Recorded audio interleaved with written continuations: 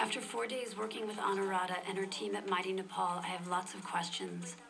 Today I'll be putting them to two people able to give us unique insights into the issue of sex trafficking in Nepal.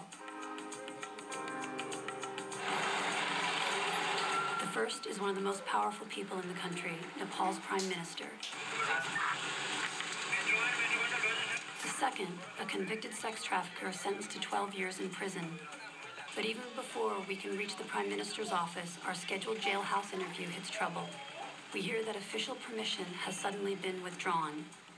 It's something I plan to raise with the Prime Minister, but first I want to know why he thinks his country has become such a haven for human trafficking. Thank you, Mr. Prime Minister, for sitting down and speaking with me. Clearly, this is an issue that requires the support of the private sector, but also that we can't do it alone. We need the support of the government. And in my process of trying to educate myself on what's happening here in Nepal, was interested to know your position and knowledge of what's happening here with trafficking.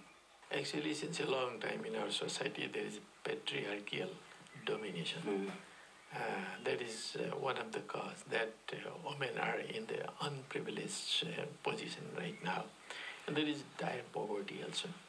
About 30% of our population is under dire poverty. When I was at the border, I spent a moment speaking with a police inspector, and I found that he actually knew quite little about the issue of trafficking, and more importantly, he seemed overwhelmed at having very little resources or manpower in identifying the traffickers, especially with it being such an open border. That is one of the big problems, how to manage it. And at the same time, in border area, we have to develop a more modern type of checkpoints. Yes. So that everything could be screened on the border point. Education is not mandatory in Nepal.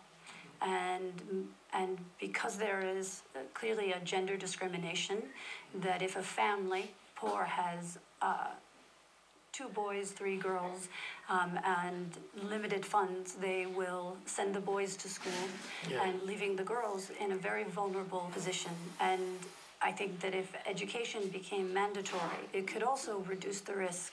Thank you for raising this very important question. At this time, this is the time for new budget also. And in this budget discussion, I have already directed to Finance Minister to think about it, because there is no compulsory education in Nepal. And let us try to develop up to at least 8th grade a compulsory education so that everybody should have to be educated. And at the same time, there should not be any kinds of discrimination between men and women.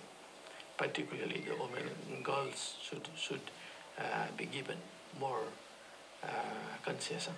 If there is a fine, I think it will compel the parents to send the girls to school, even if it is 2 rupees fine. We have a trafficker that was willing to speak with us, but we were having difficulty in having access. If you could help us to have the permission to actually go and interview him. Yeah, certainly I'll do it. Armed with the Prime Minister's support, we head to the prison for our interview with the trafficker. The man, convicted in 2001 of trafficking more than 100 women, is now approaching his release date. He has educated himself in prison, studied for 2 degrees, and become a teacher. He now expresses remorse and says he wants to help Mighty Nepal combat future trafficking. When we arrive at Kathmandu Central Jail, things don't go according to plan. We are escorted to a meeting with the prison's most senior official, known here as the jailer. We're forbidden from bringing our cameras, but are allowed to record our discussion. Prisoner cannot talk foreign people without permission of our department. I spoke to the Prime Minister. It is not concerned with Prime Minister. I am only under the Department of Prison Management. Normally we are meeting and talking to him.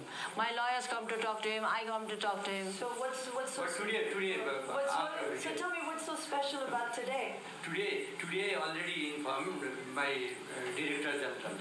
He cannot meet with any foreigner. It's unfortunate that now we will have to share that we have been shut down. I'm so disappointed because it was an opportunity to, I think, add a level of texture, education, and I think he would have provided us with so many great insights into how to combat this issue from a trafficker's point of view, who has completely rehabilitated. So I think it is a great loss, not only for us, but I think for this country. The day's events have taken their toll on Honorata. No, she's going to get her blood pressure checked, so Tim's going to walk her to the car. We will continue our efforts to get access to the trafficker, but time is running out as I have less than 24 hours left in Nepal.